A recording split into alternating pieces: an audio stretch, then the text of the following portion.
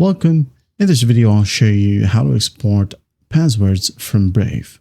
All right. So first up, go ahead and open up your Brave browser. And once that's done, go ahead over to the top right, click on the three horizontal lines. And then here we have passwords and autofill. Okay. You can just go ahead and click on Password Manager. Now in here, you'll be able to see a list of websites that you have entered or saved passwords from. Okay. So what you'll do in here is just go ahead and click on Settings right here in the left panel. Now go ahead and find Export Passwords. Here we have a download file button. Just click on it. Make sure that it is you by just entering your PIN or password. Save it wherever you want. Rename it if you want to and just leave the file type as CSV. Okay. Click on Save.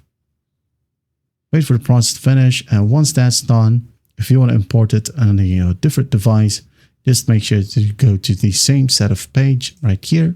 3 dots, password and autofill, password manager. Now click on Settings, import right here.